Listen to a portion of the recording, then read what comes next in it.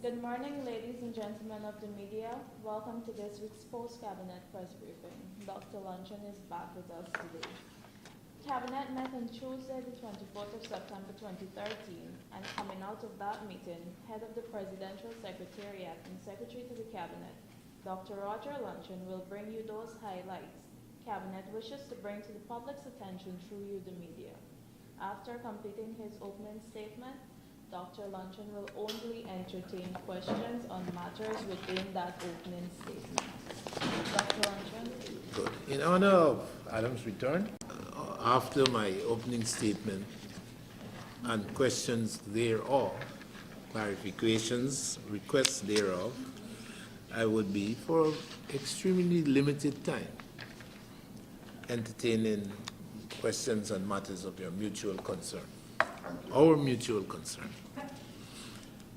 Mutual. Please don't ignore that word. Mutual. Cabinet met on the 24th, Tuesday, yesterday, and these are the matters I would be bringing to your attention. As usual, contracts. The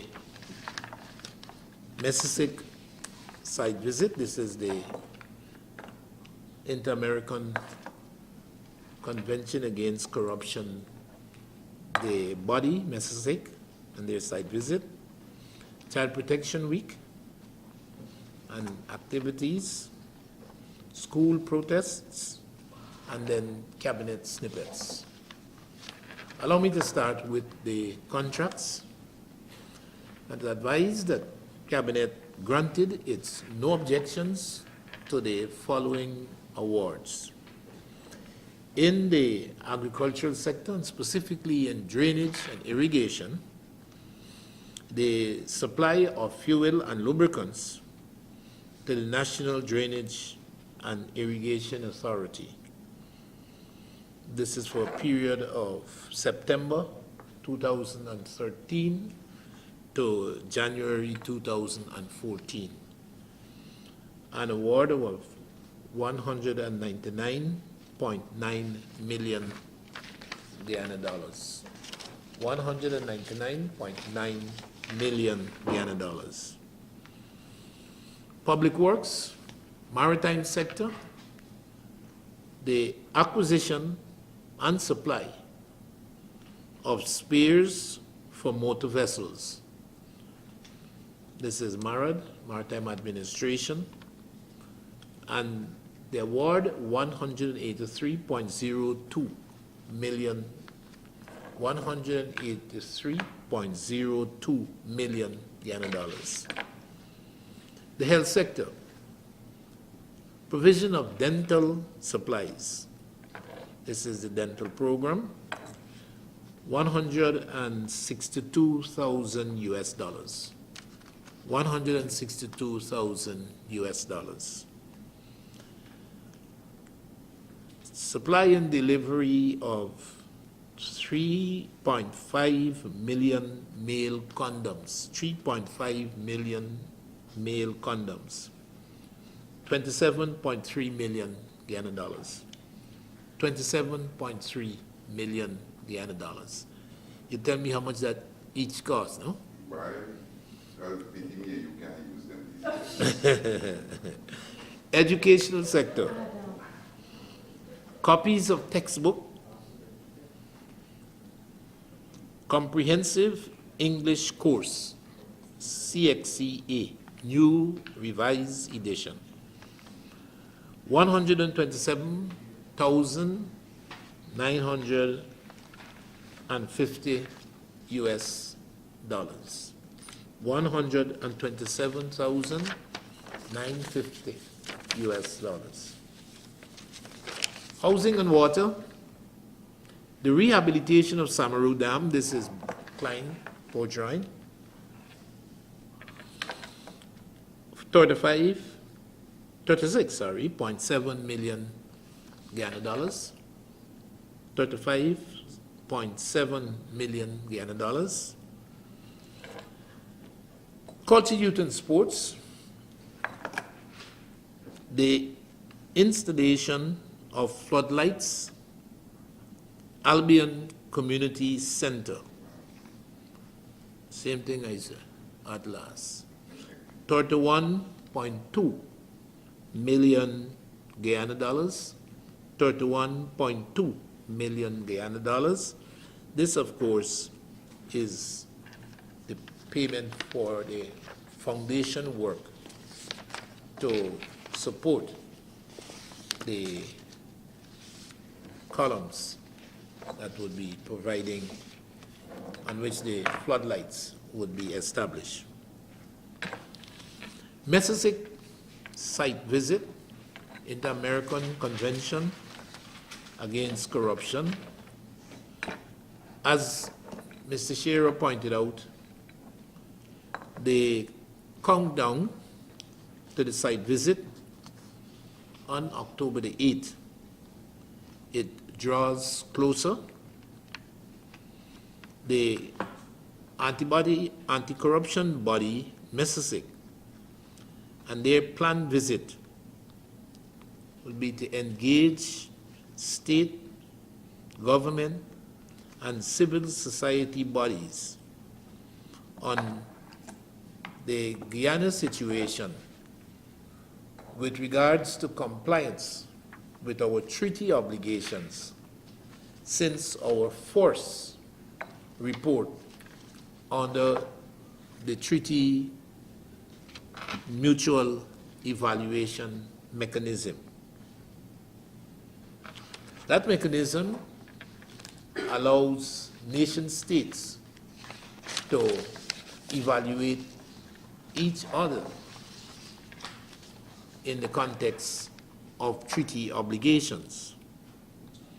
This would be our first experience with a site visit, and the members of the anti-corruption body would be drawn from Haiti and Trinidad and Tobago. The 3-day event is intended, as I said, to provide the OAS body with a much broader perspective that a site visit ideally provides on the anti-corruption, legislative, judicial, and administrative dimensions in Guyana. National oversight bodies would be approached, would be actively involved, would be dominant in their engagement with the OAS body during that 3-week sojourn.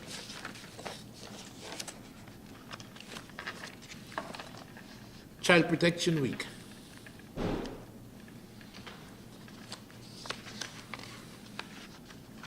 The 2013 situation is outlined by the Child Care and Protection Agency of the Ministry of Labor, Human Services, and Social Security. And that outline augurs well for Guyana's children. From international norms, domestic obligations, and sector-specific policies, the focus on Guyana's children by the PPP Civic Administration can be well and is documented. Our compliance, the reports on our compliance with international treaty obligations has been documented. Guyana's commitments have all been revealed in submissions to the international HR bodies, and particularly in 2010, in the Guyana presentation of the UPR. Currently, the state's response on corporal punishment is before the highest seat of decision-making in the land. Domestically, the Child Care and Protection Agency oversees the implementation of a modern legislative environment guaranteeing child protection and meeting the state's obligations with regards to children. The family court, foster care, and the absolutely new children's home, thanks to Digicel, at Mahaika, all bear testimony to the administration's commitment. An expanding state bureaucracy in child welfare ensure compliance at home, at school, and at play. Allied with this is the contributions of the Constitutional Rights Commission on the children, the rights of the child. No doubt, areas exist where more must be done, such as the placement of orphans in families, school welfare, particularly with regards to violence and gangs, sexual abuse of children, but the activities that are being unveiled during this week, the Child Protection Week, it's a testimony that more can be done and more will be done. And we must recognize those efforts that have been made and the successes that have accrued. In that context, the public is invited to the 1:30 p.m. activity today, the march and the rally. And that would be leaving the Humana Yana, and at 1:30, as I said, and march to the National Park for the rally. Under the theme, break the silence in child sexual abuse and zero tolerance for violence against women. The end of the week of the child protection would see the public being invited again to the Family Fun Day and Concert. Family Fun Day and Concert. Billed for the Botanical Gardens, 2 p.m. on Saturday, September the 28th, 2013. School protests. Cabinet condemned utterly the recent decisions made by the opposition APNU-led elements to invade and disrupt schools in progress. Classes in progress. Protests about conditions of or at schools and other educational facilities have occurred and are expected to continue occurring. Interruption of schools in progress, classes in progress. This is novel. And it hasn't been a feature of the school's protests so far. Worse yet, the recent decision to mobilize second formers, third formers, and fourth formers during school hours, to bear placards, to protest during those school hours is, as Cabinet contends, totally unacceptable. Parents must be concerned by this focus of the opposition on the education sector under Minister Manichan. You would recall Cabinet's condemnation earlier during the commencement of the school year. The comments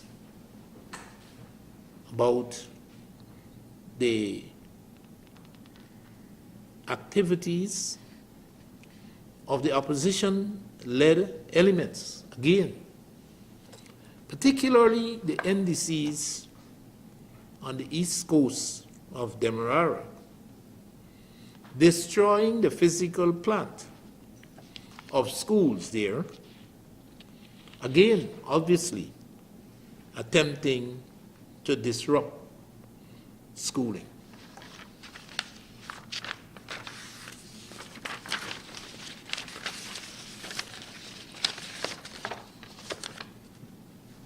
Cabinet snippets. Fire Service Week, the 6th of October, Fire Service Week. The emphasis here would be on awareness activity in schools, places of employment, and at fire stations. The recent adoption by Cabinet renaming the fire service as the Fire and Rescue Service would see also displays by the Fire and Rescue Service of activities that their name embraces. Prison and Correction Services Week. The new name for the Guyana Prison Service, and their week on the 27th of September. It begins on the 29th of September. And here, the efforts during the public activities would concentrate on sensitization of the penal and the correction elements that are offered by the Prison and Correction Service. Again, awareness would be a high point of the activities, particularly the PR activities And in this year, the focus would be on the correctional services that are provided to prisoners in the newly named Prison and Correction Service. Ladies and gentlemen, those are the matters I wanted to bring to your attention. I said I would be responding to your questions and clarifications. Time is available to address issues, questions about issues of our mutual concern. Thank you. Dr. Launcher, clarification on contracts, the floodlights in Albion. The 31.2 million, is this for the alone? Foundation work alone, the procurement of the floodlights and all the, for want of a better word, accoutrements. I am advised, Cabinet is advised, that has already taken place. This is the final stages in this, I told you so finally, as Adam has said. Obligation made to the Albioners and the Barbicians on floodlights at Albion Community Center. And on the issue of school protests, the points cited in your opening statement, would you not agree that there is a lot of needs at these schools in terms of the condition of the building and so on? It's not, there are also protests staged by parents at these schools demanding better services and better facilities for their children. But I never disputed that. I said protests have occurred and will occur. I think the condemnation of which I spoke and associated with Cabinet and Cabinet's position is the disruption in the classes. We don't believe that these are spontaneous events. And the spectacle that we had on TV last night, second, third, and fourth formers parading with placards in their hand during school hours. When does it stop? When does it stop? Locking of the gates, the schools, either locking in or locking out teachers and students. They are, as I told Sharma Solomon, the chairman of Region 9, Region 10, and his two councillors, Mr. Butters and Mr. Gonzalez. They are protests, and then they are protests. And I cannot for the life of me fathom second formers, third formers, fourth formers, and their conscious involvement by opposition-led, APNU-led elements protesting during school hours. I wasn't aware it was on the curriculum. And I haven't heard them say that they intend to make good that omission. But we have to be left with some clear-cut ideas about what is permissible, what makes sense, what is defensible. And it is Cabinet's contention that this particular event, and heaven helps if it presages a course of action that is being embraced by APNU and other opposition elements. Heaven helps our children striving to perform, even as you say, in the face of constraints, protestable constraints, when efforts are made to interfere, to disrupt school and classes in progress. Yes, Adam? Sir, we were talking about a visit by this Inter-American Convention Against Corruption. Yeah, Messisic. Has there ever been such a visit by this body to Guyana before? Not to my knowledge, Adam. Do you think that this visit was prompted by reports by the diplomatic community, Transparency International, all the statements about Guyana being corrupt? The treaty obligations under the convention sees the compliance reports for each member state in the Organization of American States being compiled by your peers. In other words, exports from other countries examine how Guyana, for instance, is complying with their treaty obligations.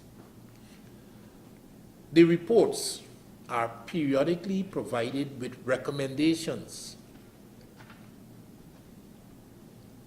and on the basis of those recommendations, activities are planned. This site visit is part of a round. This is actually the fourth round. Guyana might have been in the last round of site visits to all of the member states that are under the treaty against corruption. And it started back probably from about 2009, 2010, and every round see a number of member states having site visits that, as I said, enhance the treaty and treaty officials, their appreciation, their perspective about how a country actually is discharging their obligations. And that is why I made mention that during this visit, the engagement with government and state and civil society is dominant. And specifically for those bodies that are involved in oversight, those bodies involved in oversight. So the Parliament, the DPP, the Judicial Service Commission, the Public Service Commission, these are the bodies that would be engaged formally with the team, the visiting team, as they seek to flesh out their understanding and the reports about Guyana's compliance. Well, please. We have not been known to accept negative reports on corruption. Are we likely, if there is such a report coming from this body, to maintain our position, or would we more or less modify our stance on corruption? I don't know if there is a stance that is reflective of what you seem to suggest, denial, and nor am I certain that a report, or in this instance, this site visit, and the report of this site visit would in some way, or could in some way, modify this purported stance of which you speak. I'll say this, that the existence of corruption, I don't recall the administration ever disputing. I don't recall it ever disputing. I would go even further and say that as a frequent spokesperson for the administration, particularly at the cabinet level, that the presence of corruption, the challenges of fighting corruption has been addressed and remains a focus of the administration.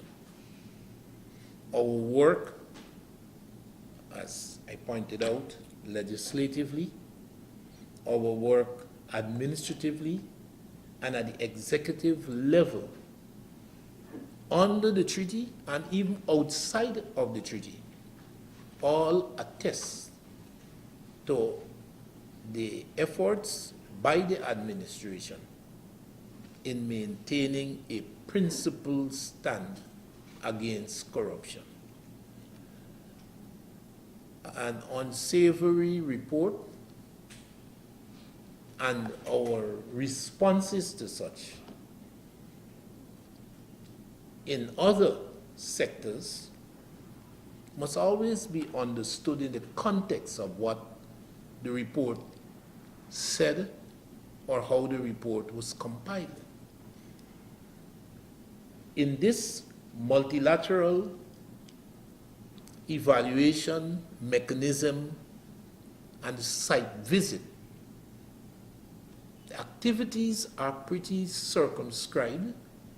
The room that exists under other treaties and conventions to engage in speculation and to use mechanisms that are questionable in characterizing a country and its compliance is deliberately avoided by the treaty and the rules governing the implementation of this treaty.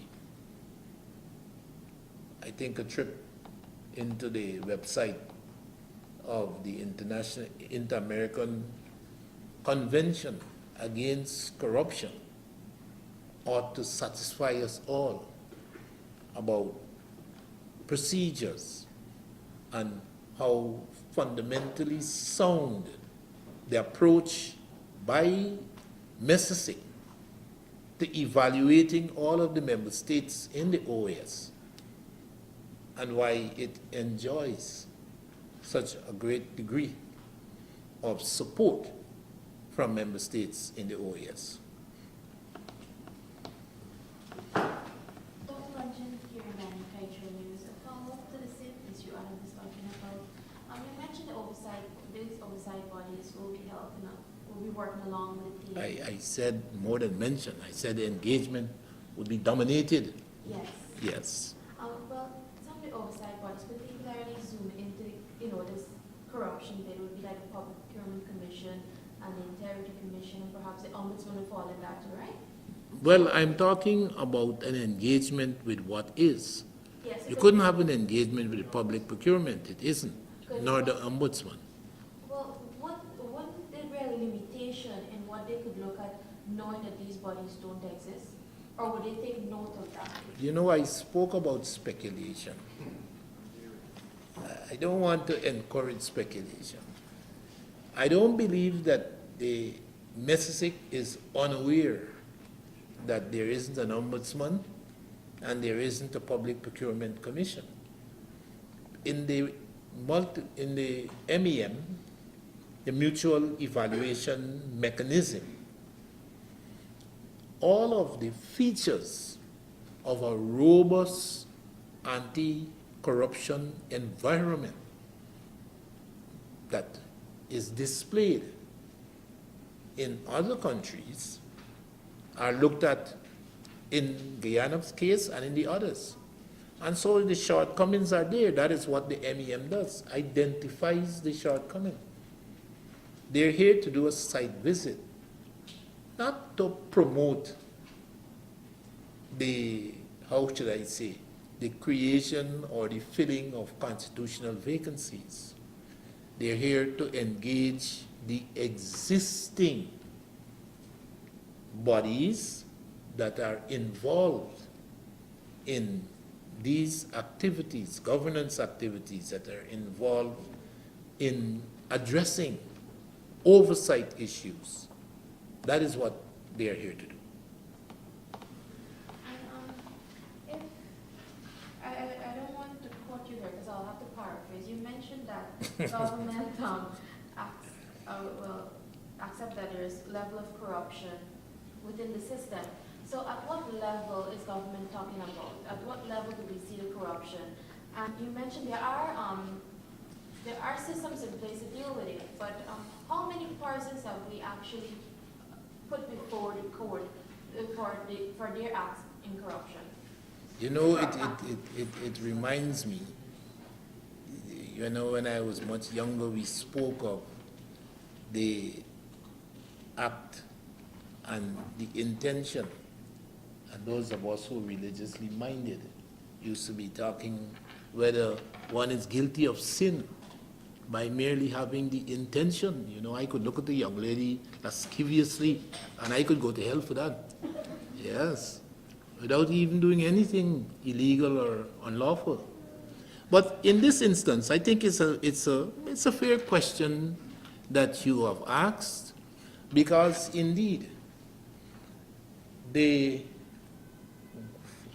good response would start out by saying that criminal investigations and prosecution, it takes us to the end of the whole schema, that we start out with putting the robust enough environment that addresses prevention, a good part of which is probably some awareness of consequences. If I know I can go to jail for 74 years for thieving, then or somebody like in Saudi Arabia cut off my hand, I would, if reasonable, would have to think twice.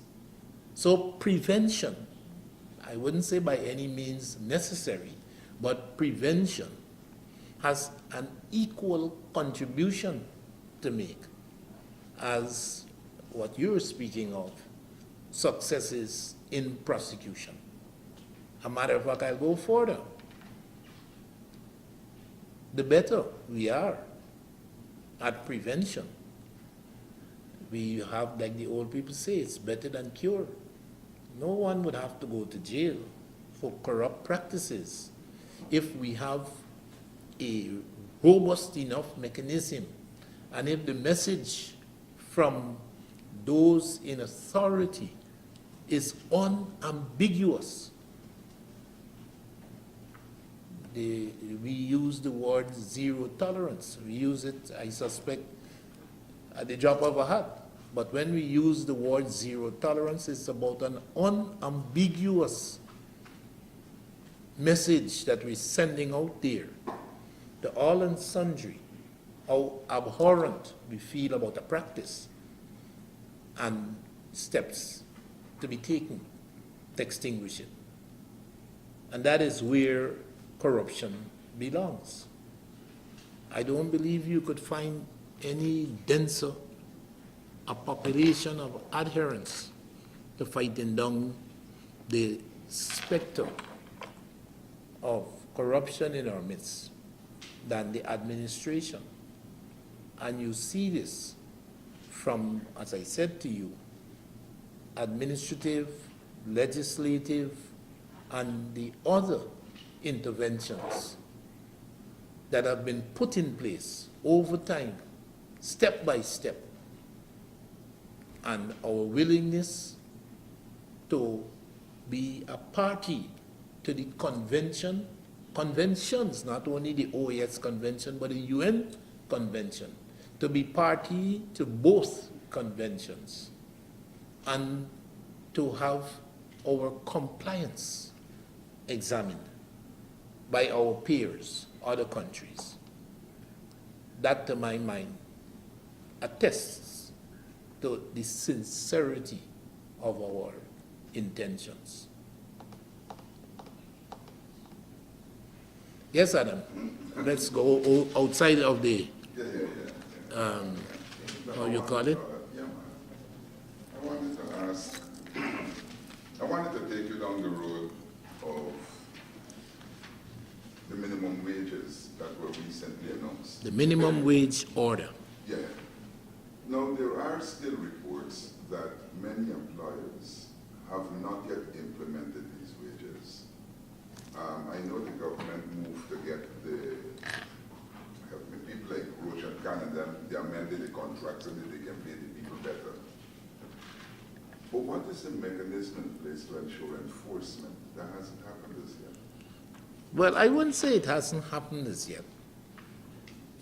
Let's be realistic and to recognize that there is hardly anywhere in the world where a legislative intervention 1 day later could miraculously end up with 100% compliance. It doesn't happen. And indeed, with the minimum wages order that the Minister of Labor, Nanda Bhopal, brought into existence, there are specific areas that continue to dog its implementation. There is no doubt about that. We should not try to hide from that fact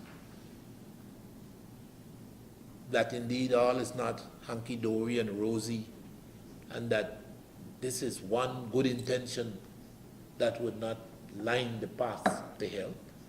We have to, in implementation of the minimum wages order,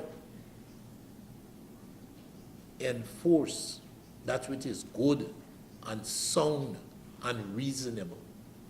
I don't believe the guy, the worker, who now is invited 5 days, any 5 days in a week, 8 hours on the average per day, $35,000 minimum per month, that its application to those categories of workers who have been denied such for decades.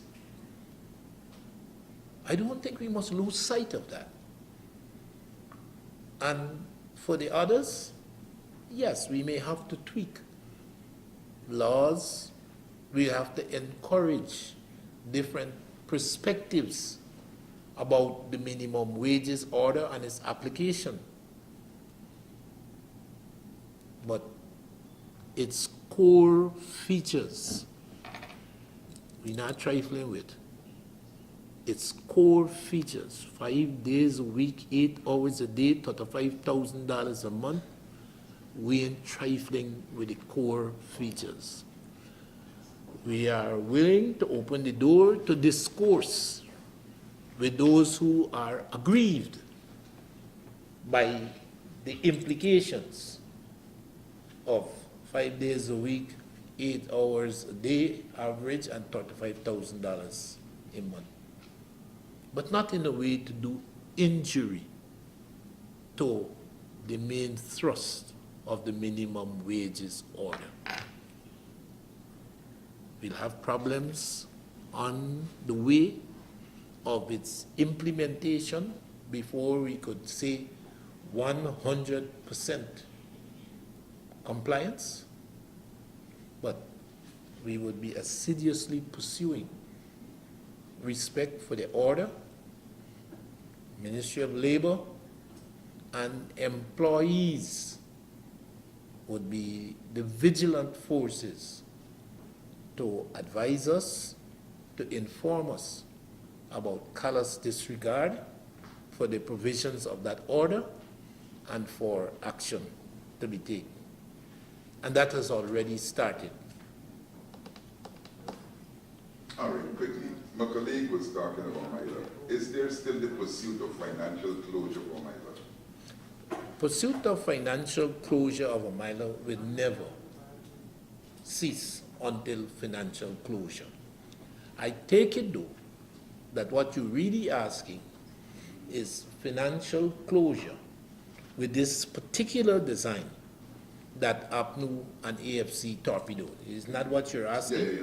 Yes, because my point is, I don't want to say by hook or by crook, having spoken so eloquently about corruption, but I don't mind the statement by hook or by crook being used because it reflects our intention. Renewable energy, Amila Falls hydropower.